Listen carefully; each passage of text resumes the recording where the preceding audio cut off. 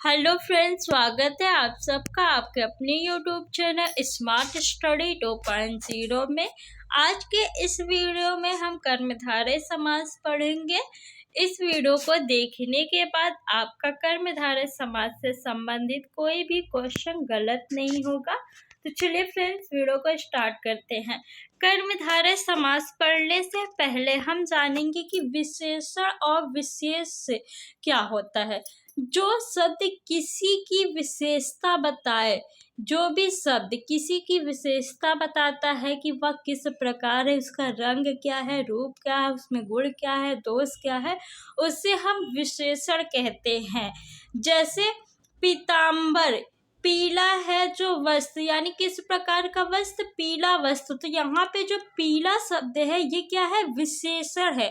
वस्त्र क्या है, देखिए वस्त्र की विशेषता कौन बता रहा है, पीला। तो यहाँ पे वस्त्र की विशेषता बताई जा रही है ना कि वस्त्र पीला है। तो वस्त्र आपका क्या है, वस्त्र जो है वो विशेष से है। वस्त्र क्या है, विशेष से है। और पीला क्या है, तो पीला आपका विशेषण है। पीला क्या है, विशेषण है। यानी वस्त्र की विशेषता बताई जा रही है कि वस्त्र का कलर जो है वो पीला कलर है। तो पीला जो है वो विशेषण है और जिसकी विशेषता बताई जाती है उसे क्या कहते हैं, विशेष। जैसे यहाँ पे देखिए वस्त्र की क्या हो रही है, यहाँ पे विशेषता बताई जा रही है ना वस्त्र की, तो वस्त्र क्या है, विशेष है। एक और एग्जाम्पल हम लोग देख लेते हैं विशेषण विशेष का। जैसे महादेव, महादेव यानी महान है जो देव। देव कैसे है, महान, जो देव महान हो। ठीक है, महान क्या है आपका, विशेषण है। देव क्या है, विशेष है। देव क्या है, विशेष है।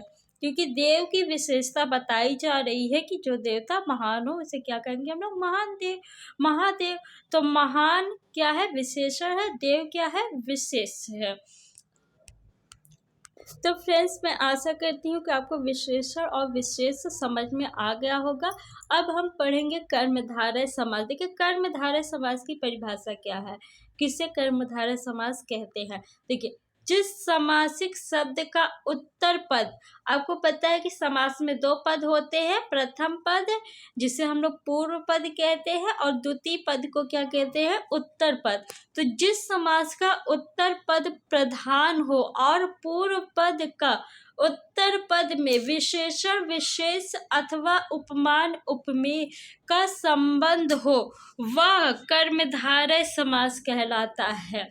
किसका संबंध, विशेषण विशेष अथवा उपमान उपमेय का संबंध हो, उसे क्या कहते हैं, कर्मधारय समास कहते हैं।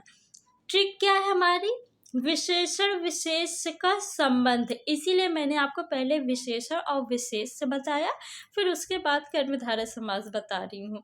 तो देखिए एग्जाम्पल के माध्यम से समझते हैं। नीलकंठ यानी नीला है जो कंठ, कैसा कंठ है, नीला कलर का। तो नील जो है आपका ये क्या है, विशेषण है और कंठ क्या है, विशेष। तो इसमें विशेषण और विशेष का संबंध पाया जा रहा है। जहाँ पे भी किसी की विशेषता बताई जाएगी वहाँ पे कर्मधारय समास होगा, आप याद कर लीजिए। किसी के बारे में बताया जाए कि वह किस तरह का है, यानी उसका रंग क्या है, कलर क्या है, और उसके गुण के बारे में बताया जाए या दोष के बारे में बताया जाए, तो वहाँ पे क्या होगा आपका, कर्मधारय समास।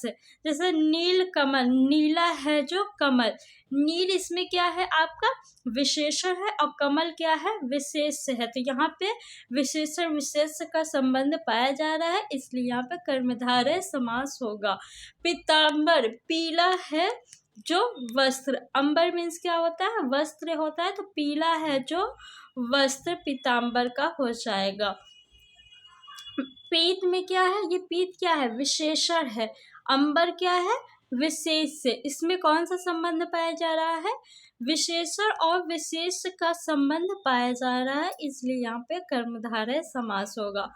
महादेव, महा देव यानी महान है जो देव। देव की क्या है विशेषता बताई जा रही है ना कि देव कैसे हैं, महान है। तो यहाँ पे क्या पाया जा रहा है, विशेषण विशेष का संबंध पाया जा रहा है।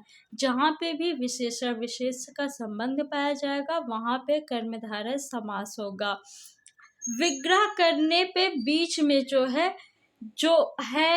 के समान आते हैं, जब हम इसका विग्रह करेंगे तो क्या आएगा, है जो। जैसे नीलकंठ का नील है जो कंठ, नीला है जो कंठ, सॉरी नीला है जो कंठ, ठीक है।